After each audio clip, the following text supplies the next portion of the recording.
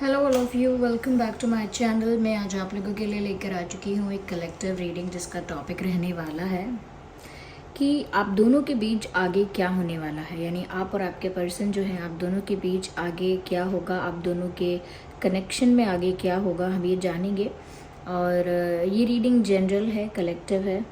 Okay, सभी zodiac science के लिए है, हर उम्र के व्यक्ति के लिए है, टाइमलेस है। जब भी आप इस वीडियो को देखेंगे यह तभी आपके साथ रेजोनेट करेगा। साथ ही साथ क्योंकि ये जनरल और कलेक्टिव रीडिंग है, हो सकता है कि आपके साथ एक्यूरेटली रेजोनेट करे, हो सकता है बिल्कुल ना करे। तो आप ओपन माइंडेड होकर सुनिएगा और ज़बरदस्ती अपने आप को रीडिंग में फिट इन करने की कोशिश मत कीजिएगा। जितना आपके साथ रेजोनेट होता है उतना ही एक्सेप्ट कीजिए and leave the rest. Okay viewers, तो हम यहाँ पर कार्ड्स भी लेंगे, कार्ड्स के साथ भी रीडिंग करेंगे और हम चार्म्स को भी यूज़ करेंगे आज। ओके व्यूअर्स, तो चलिए without wasting any more time हम रीडिंग स्टार्ट करते हैं।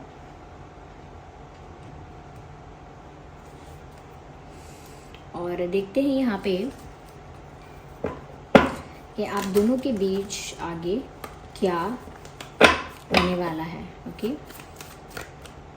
आप दोनों के बीच आगे क्या होने वाला है। तो पहला ही कार्ड है king of swords,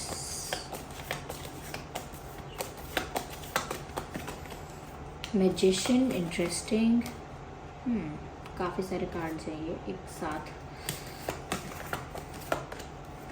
queen of pentacles,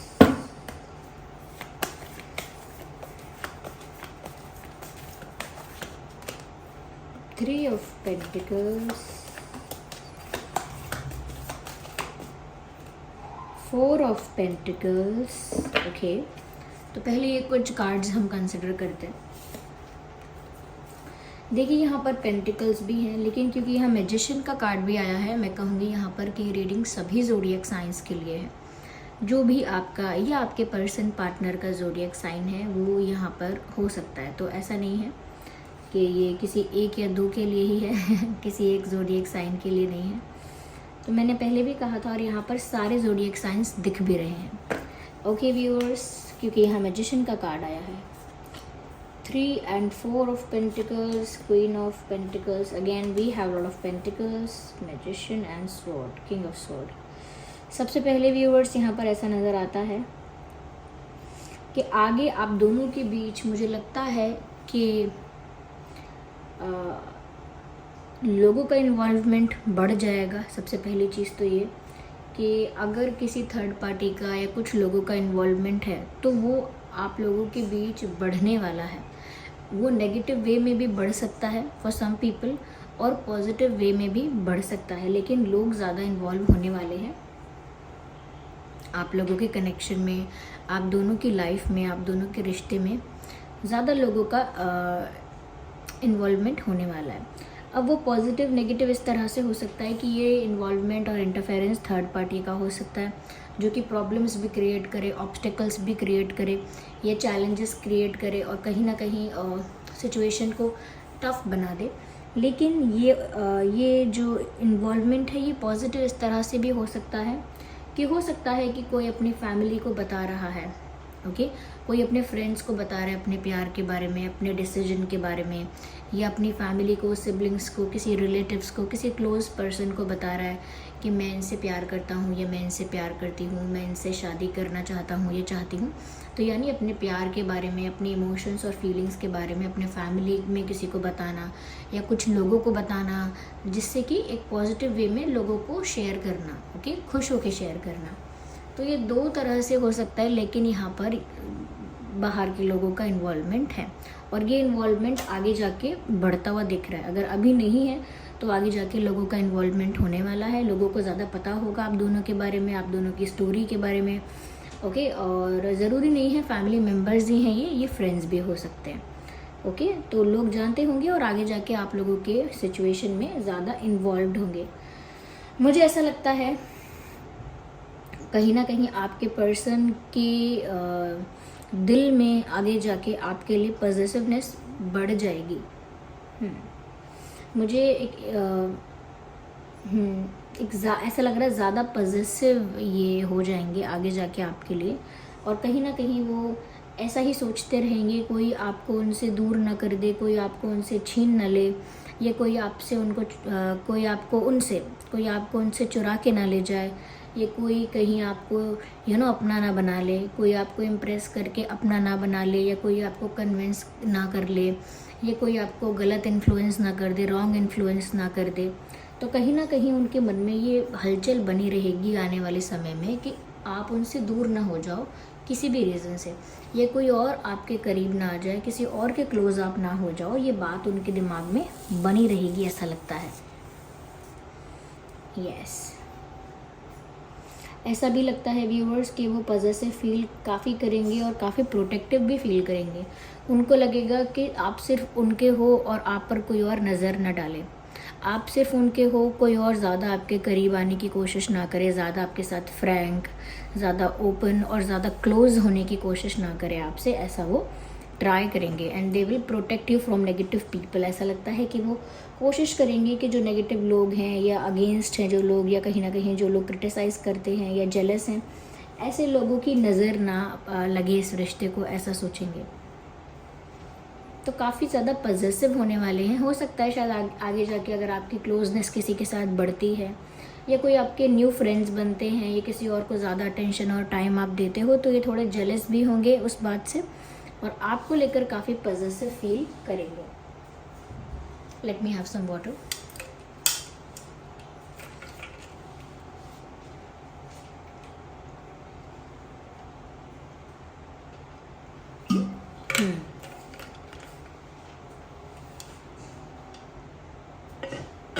yes viewers, यहाँ पर मुझे ऐसा भी लग रहा है दैट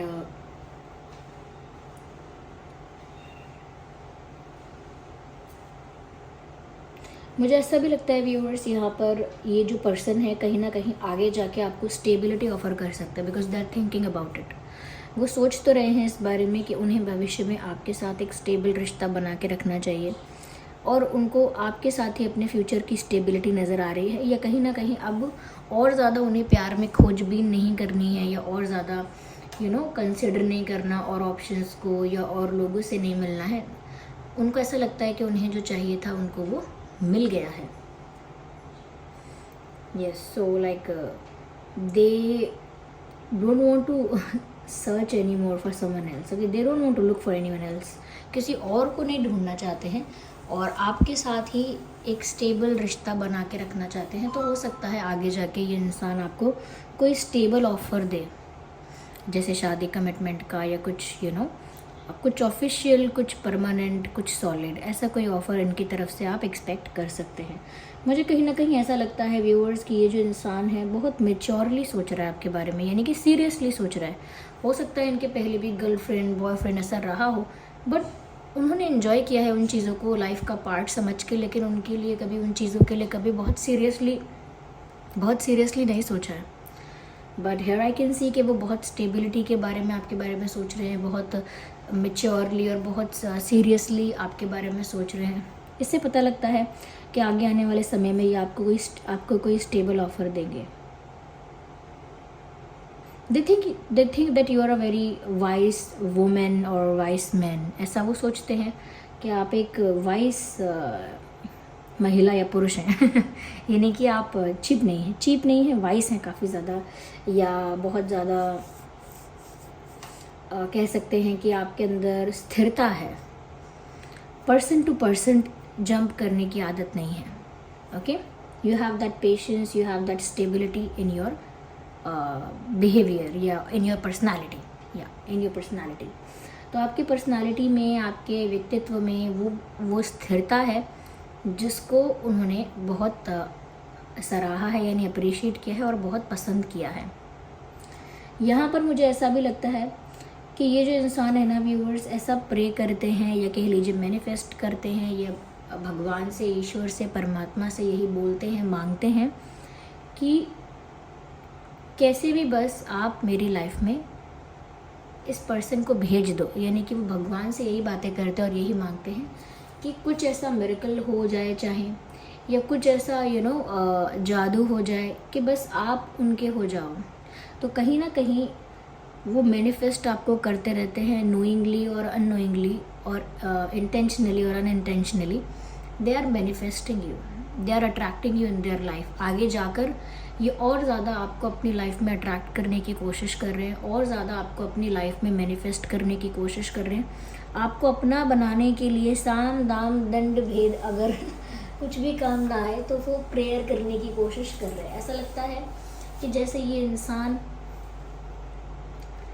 आपको दुआओं में मांग रहे हैं या प्रेयर्स में मांग रहे हैं, और अगर कोई एक्शन नहीं लेते हैं या फिर कोई एक्शन लेकर काम नहीं बनता है, तो मुझे ऐसा लगता है कि ये आपको लॉ ऑफ अट्रैक्शन से या मैनिफेस्टेशन टेक्निक से अपनी तरफ अट्रैक्ट करने की कोशिश कर रहे हैं इन फ्यूचर।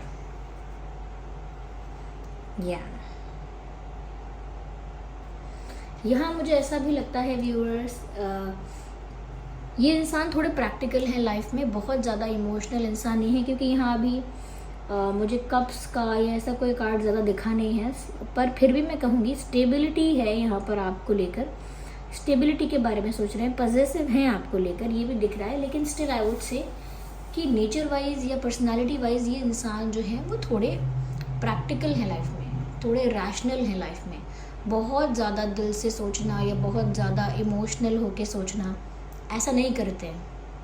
थोड़ा सा स्ट्रेट फॉरवर्ड होके, थोड़ा सा प्रैक्टिकल होके सोचते हैं। ये क्या बाहर आवाज़ हो रही है मुझे नहीं पता किस चीज़ के ढोल बज रहे हैं। ढोल बज रहे हैं व्यूअर्स, ये आपकी शादी का ही संकेत है ये आपके मैरिज प्रपोजल का ही संकेत है। आगे जाके मैरिज प्रपोजल मिलने वाला है, ऐसे ढोल बजने वाले हैं। ओके, तो because why am I saying that, because whatever happens in the reading it is a part of reading.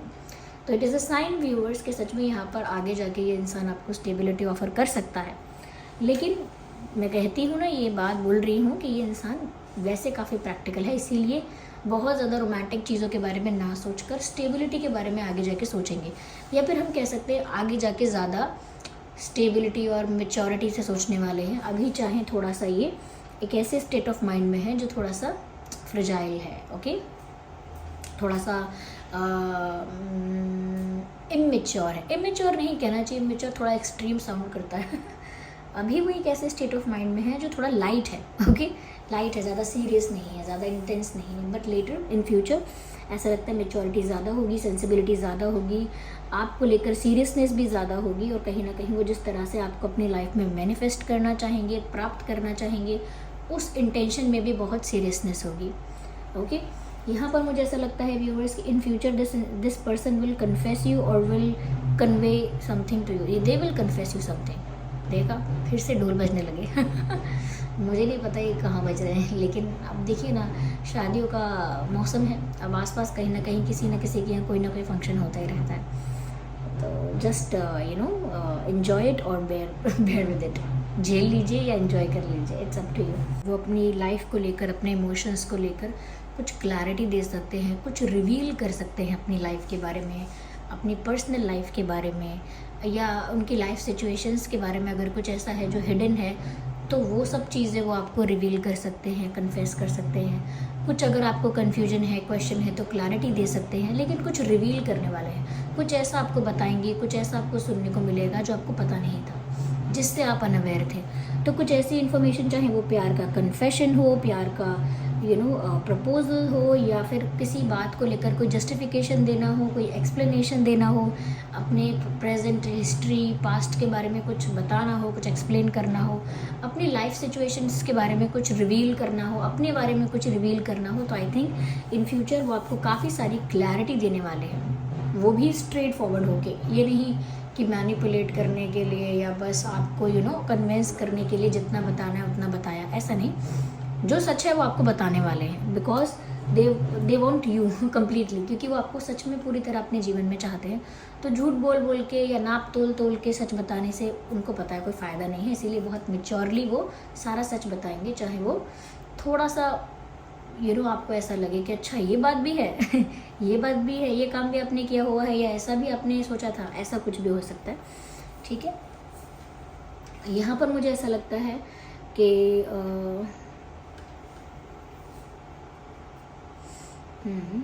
इनकी पर्सनालिटी स्ट्रॉन्ग है व्यूअर्स, क्योंकि किंग और क्वीन का कार्ड तो यहाँ आ ही गया है। तो ये जो कपल है, ये जो आप दोनों का कपल है, ये जो कनेक्शन है, आप दोनों का रिश्ता है, इसमें you guys are power couple. ऐसा लगता है आप दोनों एक पावर कपल हैं। यस, ये बहुत था पावर। ऐसा लगता है कि जैसे आप दोनों का एक दूसरे के साथ रिश्ते में होना एक स्ट्रॉन्ग कपल को बनाता है, एक पावरफुल और पावरफुल और क्या कह सकते हैं, इन्फ्लुएंशियल और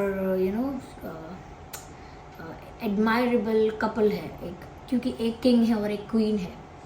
वो एनर्जी भी हो सकती है, वो ट्रेड्स हो सकते हैं, वो पर्सनालिटी हो सकती है, बट एक क्वीन है और एक किंग है, कोई किसी से कम नहीं है। दोनों की पर्सनालिटी टक्कर की है, इक्वल है। तो कहीं ना कहीं जब दोनों में से एक भी ऐसा नहीं है कि ज़्यादा सबमिसिव है और एक ज़्यादा अग्रेसिव है, या एक ज़्यादा डोमिनेटिंग है, या एक ज़्यादा वल्नरेबल है। नो, दोनों की पर्सनालिटी बहुत टक्कर की है। तो दोनों मिलके एक पावर कपल बनाओगे आप लोग, ऐसा लगता है। और you guys already a couple, ऐसा लगता है। You both are already a couple, दोनों पहले से ही कपल हो, ऐसा लगता है।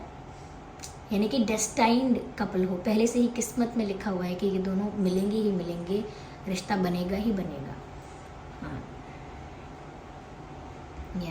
दोनों की पर्सनालिटी थोड़ी डिफरेंट हो सकती है, ओके, क्योंकि एक जैसे बिल्कुल नहीं हो, लेकिन एक ही टाइप की पर्सनालिटी है इन सम वेज।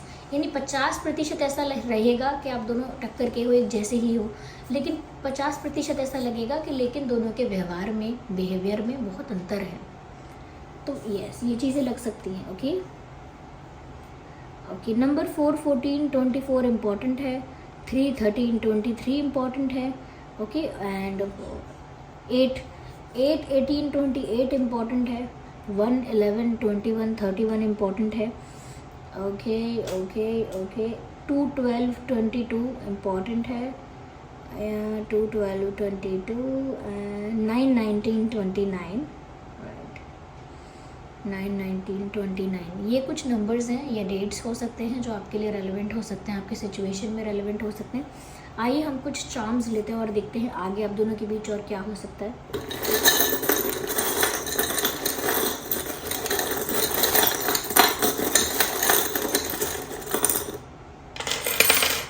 देखिए, काफ़ी सारे चार्म्स यहाँ पर हमारे पास हैं। ओके, तो यहाँ पर मिरर्स है और मैंने ब्यूटीफुल, मुझे ऐसा लगता है व्यूअर्स कि आप दोनों की एनर्जी मिरर कर रही है या आगे जाके करेगी। नॉट टुडे, नॉट नाउ, लेकिन ऐसा लगता है आगे जाके आप दोनों की एनर्जी बहुत मिरर करेगी, क्योंकि यहाँ मिरर दिख रहा है। तो ऐसा लगता है व्यूअर्स कहीं ना कहीं एक जैसे भाव में आप दोनों आ जाओगे। मैंने बोला ना, आप दोनों ऑलमोस्ट एक जैसे हो, 50% और 50% कुछ आपके ट्रेड्स और कैरेक्टरिस्टिक्स अलग अलग हैं। तो यहाँ पर ऐसा लगता है कि आगे आने वाले समय में आप दोनों के इमोशंस बहुत म्यूचुअल टाइप के होंगे, आप दोनों की फीलिंग्स बहुत एक जैसी होंगी। अगर एक अट्रैक्शन फील कर रहा है तो दूसरा भी कर रहा होगा, अगर एक मिस कर रहा है तो दूसरा भी कर रहा होगा। तो फीलिंग्स आप दोनों की सेम और सिमिलर टाइप की रहेंगी। और यहाँ पर ऐसा भी लगता है मुझे व्यूअर्स की कहीं ना कहीं ऐसा लगता है कि आप दोनों ही अपनी फीलिंग्स के बारे में काफ़ी कुछ रियलाइज़ करोगे इन फ्यूचर। ऑफ कोर्स आपको पता होगा अभी आपकी फीलिंग्स क्या है आपके पर्सन पार्टनर के लिए, लेकिन आगे जाके और भी बहुत कुछ आप अपने अंदर भी रियलाइज़ करोगे अपने प्यार को लेकर। ओके, मुझे ऐसा लगता है यहाँ पर। साथ ही साथ मुझे ऐसा लगता है कि आप दोनों को कनेक्टेड रखेगा ज़्यादा म्यूज़िक। ओके, इन फ्यूचर भी आप लोग म्यूज़िक के थ्रू ज़्यादा कनेक्ट कर पाएंगे एक दूसरे से, जैसे कि एक दूसरे को गाने की लाइन्स डेडिकेट करना, या एक दूसरे को सोचकर गाना गाना या गुनगुनाना या सुनना। तो मुझे लगता है म्यूज़िक आप दोनों को जोड़ के रखेगा आगे भी।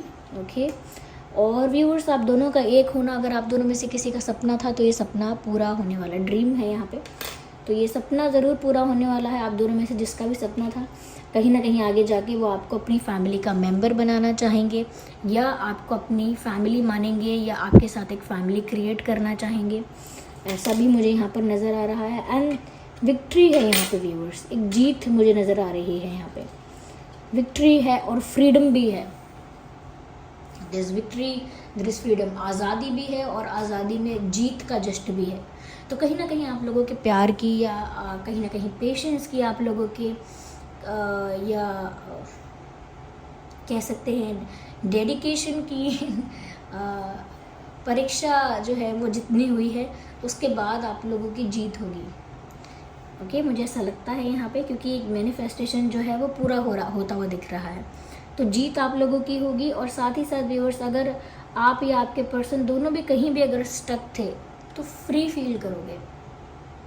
यानी कि ऐसा नहीं होगा कि तब भी आगे जाके भी कोई बर्डन होगा आपके ऊपर या आपके पर्सन के ऊपर, या कोई रिस्ट्रिक्शन होगी या कोई लिमिटेशन होगी या फिर कोई डर होगा। नहीं, आप लोग फ्री फील करोगे वो करने के लिए जो आप चाहते हो करना। Okay, so this was the reading. चलिए मिलते हैं अगली रीडिंग में, तब तक के लिए bye bye family, bye bye angels, love you all, bye bye, take care.